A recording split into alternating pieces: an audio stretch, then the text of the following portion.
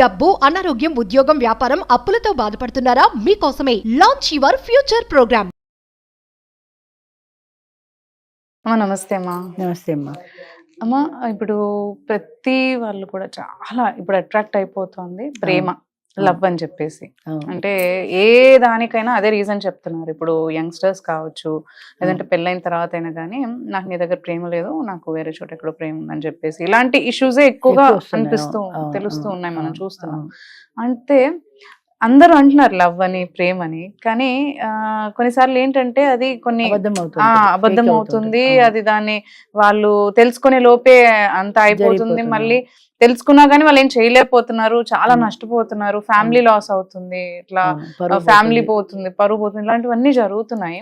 అసలు నిజంగా ఈ ప్రేమ ప్రేమ అని వెళ్తున్నారు, యాక్చువల్ గా వాళ్ళు నిజమైన ప్రేమ ఏంటి, లేదంటే ఇది నిజమైన ప్రేమ కాదు, ఇది మనకి అంటే ఇది ఒక అబద్ధమైన ప్రేమ, ఒక ఫేక్ లవ్ అని తెలుసుకోవాలి అంటే ఏమన్నా ఇండికేషన్స్ మనకంటే వచ్చాయనుకోండి, మనం కూడా తెలుసుకోవడానికి అవకాశం ఉంటుంది.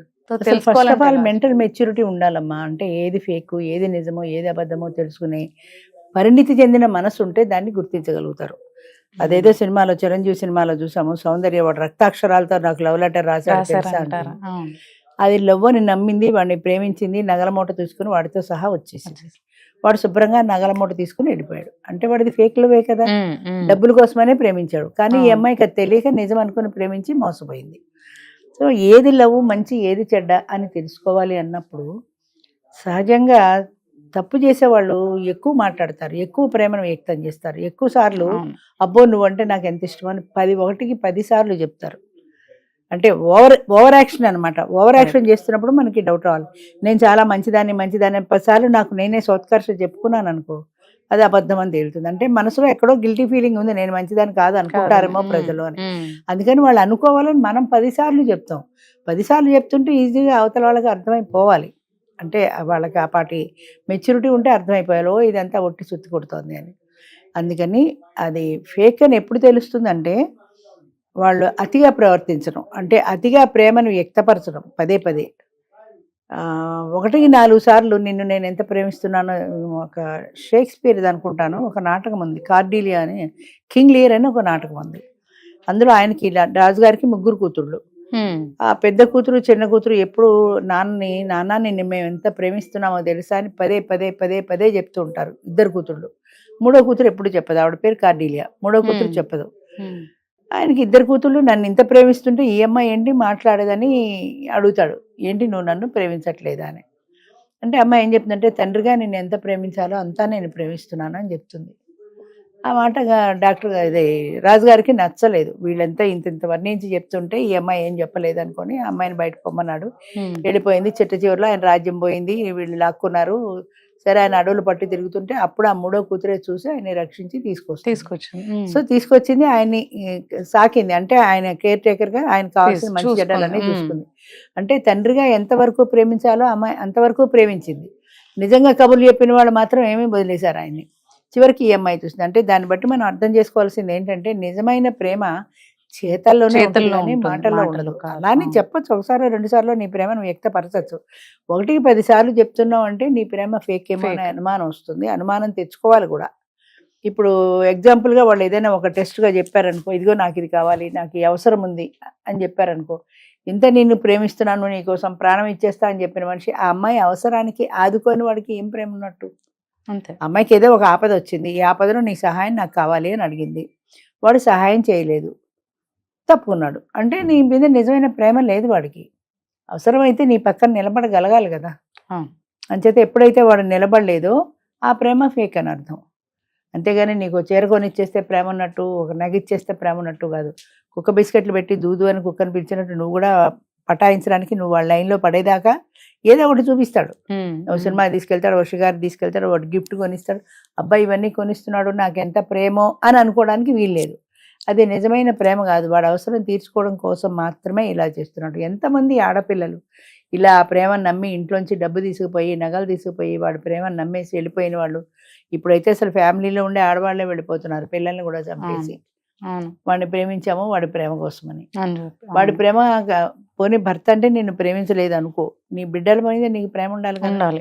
బిడ్డల్ని ఎలా వదిలేసి వెళ్ళగలుగుతున్నావు? వాళ్ళ ప్రేమతో అది అంతకంటే ఎక్కువ ప్రేమ అంతకంటే వాడిది. ఎక్కువ నేను ఎలా అనిపిస్తుంది? అదే ఎలా అనిపిస్తుంది, ఎలా ఎంత ప్రేమ ఉన్నా సరే నా బిడ్డలు నాకు ఎక్కువ అన్న భావన ఆడవాళ్ళకి ఎందుకు కలగటం లేదు అంటే ఆ వ్యామోహం, అది కూడా వ్యామోహం. ఆ వ్యామోహంలో పడితే వీళ్ళకి ఏమీ ఒళ్ళు తెలియట్లేదు. వాడిని కలవాలి అని తప్ప కలుస్తావు, కొన్నాళ్ళు ఉంటావు, ఓ నెల 2 నెలలు, ఏమైపోతుంది ఆ తర్వాత ప్రేమ? అది నెమ్మదిగా ఐస్ క్రీమ్లో కరిగిపోతుంది కదా. ఇవాళ ఉన్నట్టు ఇంకో ఏడాది తర్వాత ఉండదు కదా. అది నెమ్మదిగా కరిగిపోతే ఆ తర్వాత ఏడ్చినా ప్రయోజనం ఉండదు కదా. అందుకని ముందే కంట్రోల్ ఉండాలి. ఏది ఫేక్ అనేది, ఏది నిజమైంది అనేది తెలుసుకునే పరిజ్ఞానం ముఖ్యంగా ఆడవాళ్ళకి కావాలి. ఎందుకంటే నష్టపోయేది ఆడవాళ్ళు కాబట్టి. సినిమాలో కానీ ఇప్పుడు రావట్లేదు అనుకో, అలాంటి సినిమాలు చాలా సినిమాల్లో చూస్తుంటాం. వాడు ఎంతో నిన్ను ప్రేమించాడు అంటాడు, అమ్మాయిని వశపరుచుకుంటాడు, నెల తప్పిన తర్వాత కనపడకుండా వెళ్ళిపోతాడు. అలాంటి ప్రేమలు ఎప్పుడైనా ప్రమాదకరమైనవి. అంచేత అది ఏది మంచి ఏది చెడ్డ అనేది, ఏది ఫేక్ అనేది ముఖ్యంగా ఆడవాళ్ళు అర్థం చేసుకోగలగాలి, తెలుసుకోగలగాలి. అంతేగాని నిన్ను నేను ఎంత ప్రేమిస్తున్నానో 4 సినిమా డైలాగులు చెప్పేస్తే అది నిజం నమ్మి మోసపోకూడదు. మోసపోతే ఆడదే నష్టపోతుంది కాబట్టి.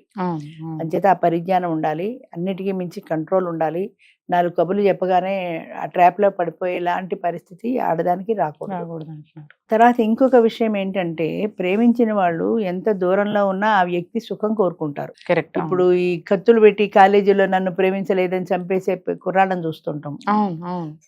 యాసిడ్ పోసేసి యాసిడ్ దాడి చేసి నువ్వు నన్ను ప్రేమించకపోతే ఆ ప్రేమ ఎవరికి దక్కడానికి వీళ్ళు ప్రేమ అర్థం కాదు. అదే రకరకాల అవే ఫేక్ లవ్లు అంటే. అదేదో ఇన్ఫాక్చుయేషన్ అట్రాక్షన్ ఉంది వాడికి అనుకున్నాడు, వాడు ట్రాప్ లో ఆ పిల్ల పడలేదు కాబట్టి వాడు దాన్ని నాశనం చేసేయాలను. అంటే నాకు దక్కలేదు కాబట్టి నువ్వు ఎవరికి అది శాడిజం కదా. అదే కదా.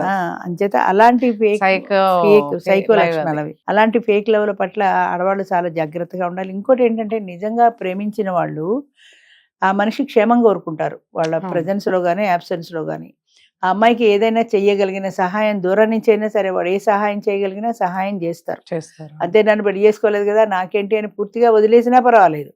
అంతేగాని ఇది రాసిన లవ్ లెటర్స్ తీసుకున్న ఫోటోలో ఉంటే చేసుకున్న వాడికి పంపించి ఇలా బ్లాక్ మెయిల్ చేసి ఇలాంటివి ఈ మధ్య బాగా ఎక్కువ చూస్తున్నాం. అంచేత అలాంటి వాళ్ళ పట్ల చాలా ఆడవాళ్ళు జాగ్రత్తగా ఉండాలి. ముఖ్యంగా వాళ్ళతో ఫోటోలు దిగేసి సెల్ఫీలు దిగేసి వాళ్ళకి లవ్ లెటర్స్ రాసేసి అవి పీకిల మీదకి వస్తే రేపొద్దున ఆత్మహత్య చేసుకొని నానా దుబ్బులు పడి బాధలు పడి పిల్లవాళ్ళతో పెద్దవాళ్ళతో చివాట్లు తిని, దీనికంటే ముందే జాగ్రత్త పడితే రైట్ కదా. నీకు నచ్చితే నువ్వు వెళ్ళి మా పేరెంట్స్తో మాట్లాడు, ఇష్టమైతే పెళ్లి చేసుకుందాం, లేదా నీకు ఒక 1 మంత్ టైం, ఈ 1 మంత్లోగా నువ్వు పెళ్లి చేసుకున్నావా సరే, లేదంటే నీకు నాకు సంబంధం లేదు అని చెప్పగలిగిన స్థాయికి ఆడవాళ్ళు రావాలి.